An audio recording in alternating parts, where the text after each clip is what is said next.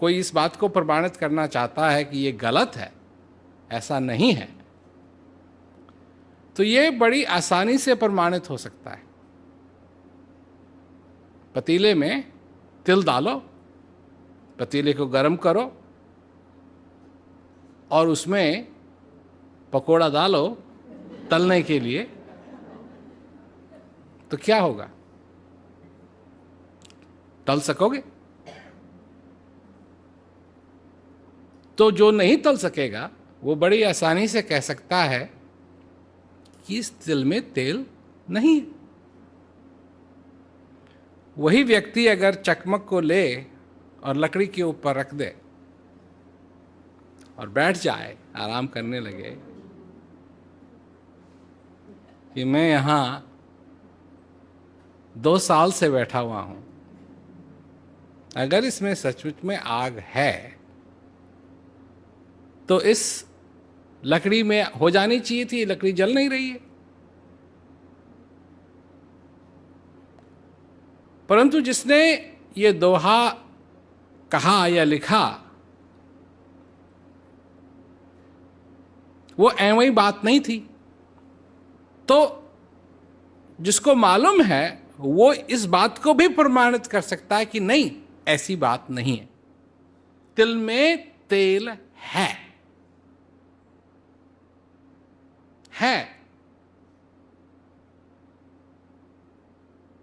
और चकमक में आग है, पर बात है विधि की। जिसको विधि नहीं मालूम है उसको नहीं मालूम कि उस तिल में से किस प्रकार तेल निकाला जा सकता है। तो अगर जिसको नहीं मालूम है वो तिल को अगर पतीली में डालेगा कुछ नहीं होगा, पर जिसको मालूम है वो उसको तेल को निकाल सकता है, पतीले में डाल सकता है और पतीले में जो उससे कहोगे वो तल सकता है। तो लोग तो दोहा पढ़ते हैं, एक दूसरे को ये सुनाते हैं, स्कूल में भी सुनाते हैं, परंतु विधि की कोई चर्चा नहीं करता है। उस चकमक में आग है पर उसको रगड़ने की जरूरत है। रगड़ोगे तो आग निकलेगी और उस आग से उस लकड़ी को जला सकते हो। उस आग से उस लकड़ी को ही क्या, पूरे शहर को जला सकते हो, क्योंकि उसमें आग है। तो विधि की जो बात आती है, विधि मतलब मेथड, विधि मतलब तरीका, कैसे निकालना है। और जब यह बात आती है कि तेरा साईं तुझ में जाग सके तो जाग, तो जिसको विधि नहीं मालूम है वही तिल वाली बात होगी, तिल को पतीली में डाला तो कुछ हो ही नहीं रहा है, चकमक को लकड़ी के ऊपर रखा कुछ हो ही नहीं रहा है। और इस दोहे को गाते गाते सुनाते सुनाते सदियां बीत गई, पर साईं का कोई पता ही नहीं, साईं का कोई पता ही नहीं। एक दूसरे से लड़ रहे हैं, एक दूसरे से झगड़ रहे हैं, एक दूसरे से दुश्मनी हो रही है, और बहाना किसका है? साईं का, क्योंकि साईं के बारे में किसी को कुछ नहीं मालूम। और मालूम होगा कैसे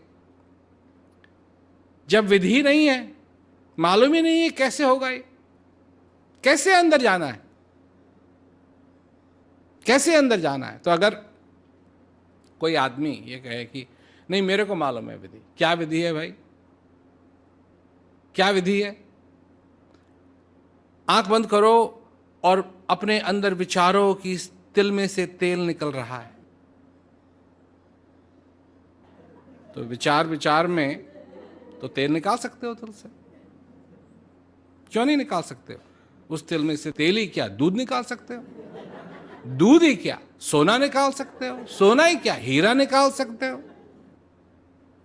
आंख बंद करके अगर ख्यालों में ही डूबना है तो किसी भी चीज का ख्याल कर सकते हो। तो लोग खोए रहते हैं उसी चीज में, विचार करते रहो मैं ये हूं, विचार करते रहो ऐसा है, विचार करते रहो ऐसा है।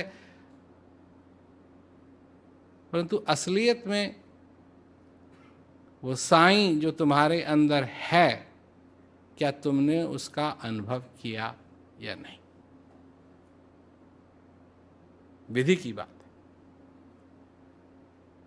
और विधि के बारे में कोई चर्चा नहीं करता है क्योंकि उनको विधि मालूम नहीं है। तिल में से कैसे तेल निकलता है, किसके पास जाओगे? किसके पास जाओगे? अगर तेली के पास जाओगे वो तुमको जवाब देगा। अब तेली की क्या हैसियत है? सारे दिन सारी रात मेहनत करता है, जो कुछ भी उससे बन पड़ता है उससे अपना काम चलाता है, परंतु उसको मालूम है, उसको मालूम है क्योंकि उसने निकाला हुआ है, उसको मालूम है कैसे निकालना है। तो लोग जब खोजने के लिए जाते हैं तो कहां कहां जाते हैं? जिसके पास बड़े बड़े शब्द हों, ये है वो है, उसको मालूम होगा, उसको नहीं मालूम, तेली को मालूम। पर अगर बात है सिर्फ ख्यालों की, तो उसके लिए तो ऐसा कोई चाहिए जो ख्यालों का माहिर हो, जो खुद भी उलझा हुआ हो और दूसरों को भी उलझा सके अपने ख्यालों में।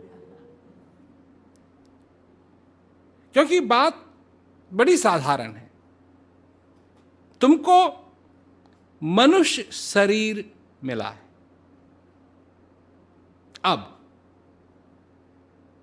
अब कोई ये नहीं कह सकता है गारंटी के साथ पिछले समय मिला या आगे मिलेगा, गारंटी के साथ नहीं कह सकता है।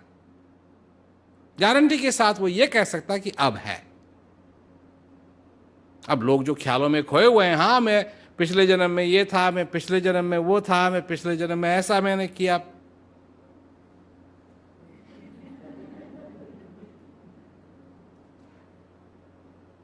परंतु अब हो, और अब हो। और सबसे बड़ी चीज क्या है कि तुम जान सकते हो। ऐसा उपदेश देना, ऐसा सत्संग देना, ज्यों तिन माही तेल है, ज्यों चकमक में आग, तेरा साईं तुझ में जाग सके तो जाग। इसका मतलब है कि तुम में ये क्षमता है। क्या इस क्षमता को तुमने समझा? क्या इस क्षमता का तुमने पूरा पूरा फायदा अपनी जिंदगी में लिया या नहीं? इस श्वास को समझा या नहीं समझा? अब लोगों को जब मैं श्वास की बात करता हूं तो लोगों को समझ में नहीं आती है मैं क्या कह रहा हूं। देखो, एक समय था जब कुछ भी नहीं था, कुछ भी नहीं था, न सूरज, न चांद, न सितारे, न तारे, न पृथ्वी, न कुछ भी नहीं था। और एक दिन ऐसा आएगा कुछ भी नहीं रहेगा, न चांद, न तारे, न सितारे, न पृथ्वी, न मनुष्य, मतलब कुछ भी नहीं। तो क्या चिंता तुमको उस समय की होनी चाहिए जब कुछ भी नहीं था, या चिंता उस चीज की होनी चाहिए कि जब कुछ भी नहीं रहेगा? न तुमको चिंता उस समय की होनी चाहिए जब कुछ नहीं रहेगा, और न चिंता तुमको उस समय की होनी चाहिए जब कुछ नहीं था। चिंता होनी चाहिए तुमको सिर्फ इस समय की जहां सब कुछ है, सब कुछ है, सब कुछ है। तुम जीवित हो, क्योंकि तुम जीवित हो तुम में खुश होने की भी क्षमता है, उदास होने की भी क्षमता है, दुख सहने की भी क्षमता है, आनंद सहने की भी क्षमता है। जिस चीज के साथ तुम जुड़ोगे उसी चीज का तुमको एहसास होगा। इसका मैं उदाहरण देता हूं। अगर मैं अपना हाथ किसी गर्म चीज पे रखूं तो क्या महसूस होगा? मुझे गर्म महसूस होगा, क्योंकि मेरे में गर्म महसूस करने की क्षमता है। किसी ठंडे चीज के ऊपर हाथ रखूंगा तो क्या महसूस होगा? मुझे ठंडा महसूस होगा, क्योंकि मेरे में क्षमता है ठंडा महसूस करने की। ठीक है ना? अगर मैं अपने बिजली में हाथ दूंगा तो बिजली को महसूस करूंगा। क्यों? क्योंकि ये जो करंट है जब वो मेरी तरफ दौड़ेगा तो मैं वो महसूस करूंगा। अगर मेरे हाथ में कोई फूल रखे और मैं फूल को छूं तो मेरे को जो मुलायमपन है फूल का, मैं उसको महसूस करूंगा। ठीक इसी प्रकार से मनुष्य भी कितनी सारी चीजों को महसूस कर सकता है। अगर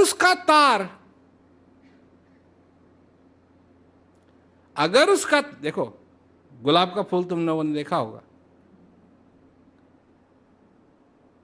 और उसके नीचे होते हैं कांटे। कांटों को छुओगे दर्द होगा, गुलाब को छुओगे अच्छा लगेगा। अब एक ही पौधा है, दो पौधे नहीं, एक ही पौधा है।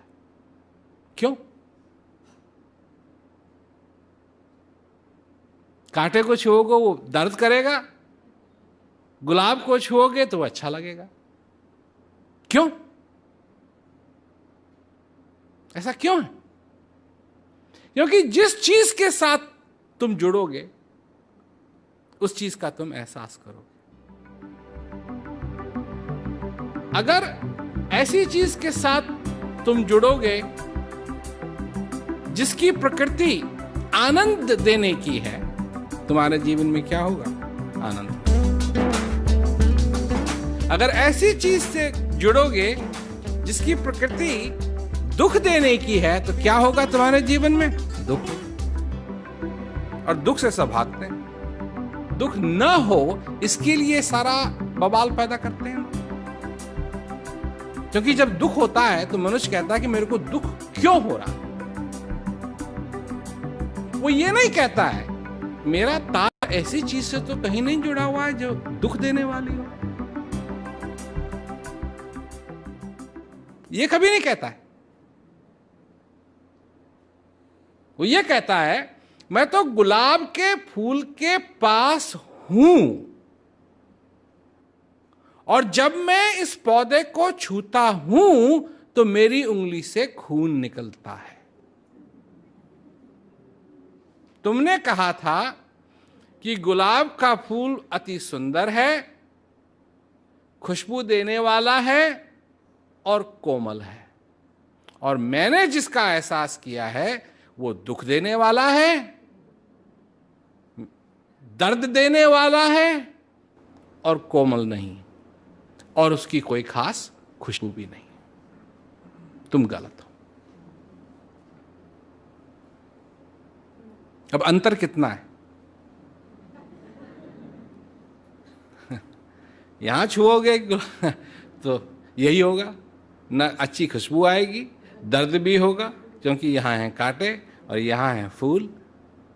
2 इंच का भी फर्क हो गया इधर उधर तो तुम्हारे समझ में नहीं आएगा। जिसने कहा कि उसका नाम जो तुम्हारे अंदर है उसका नाम है सच्चिदानंद, सत चित और आनंद देने वाला सच्चिदानंद, तो वो है आनंद देने वाला है। तो मेरे जीवन में इतना दुख क्यों है?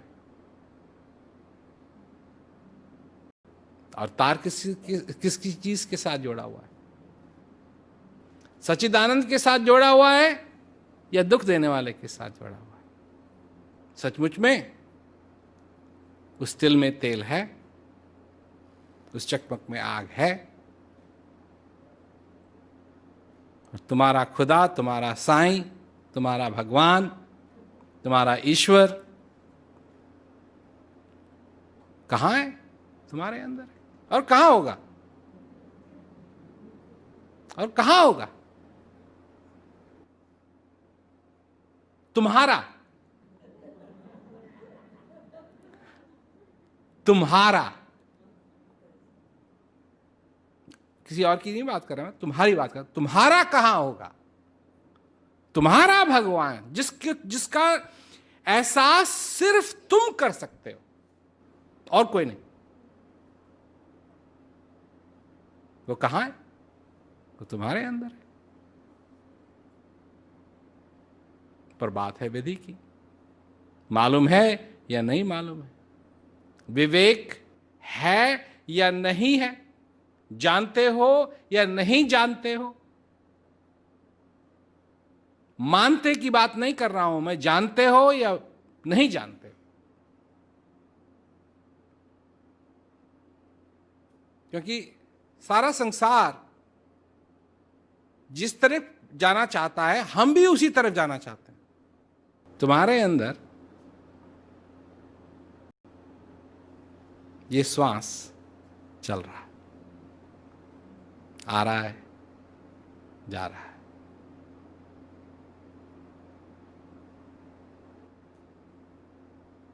और आता रहेगा, जाता रहेगा, आता रहेगा, जाता रहेगा। और जिस दिन आना जाना इसने बंद कर दिया, उस दिन तुम चले जाओ।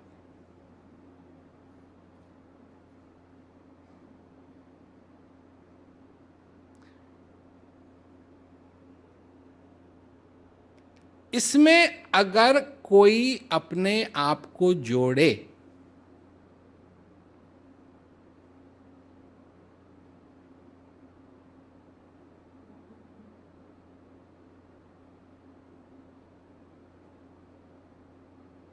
तो क्या मिलेगा? क्या इसका स्वभाव आनंद देने वाला है?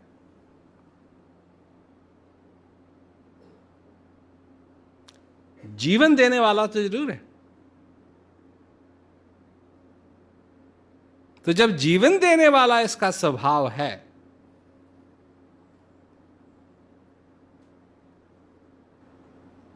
इसमें अगर अपने को लगाएंगे तो क्या मिलेगा? शब्द विहंगम चाल हमारी, कहे कबीर सतगुरु दैतारी। रिम झिम रिम, रिम झिम, समझे ना रिम झिम का मतलब? ड्रिजल। रिम झिम रिम झिम, रिम झिम रिम झिम होए काल बसा। सारे संसार के कानून तोड़ दिए, उस चीज के साथ लग गए जो अकाल है, था, है और होगा। ऐसी चीज है जो सृष्टि से भी पहले थी, वो अब भी है और वो आगे भी होगी, और उसका कभी अंत हो ही नहीं सकता है। वो है अनंत। उसके साथ अगर जुड़ोगे तो तुमको क्या मिलेगा? इन चीजों की प्रकृति जो है वो सुख देने वाली, आनंद देने वाली, आशीर्वाद देने वाली, हौसला देने वाली, ताकत देने वाली। और इस संसार की जो प्रकृति है वो इससे बिल्कुल उल्टी है, दुख देने वाली, सुख के नाम पे दुख, सुख के नाम पे दुख। हम इन चीजों की प्रकृति यही, तो उसके साथ जुड़ो जो सुख देने वाली हो। उस चीज की विधि मालूम करो, तिल में तेल निकाल सके, चकमक में से आग निकाल सके,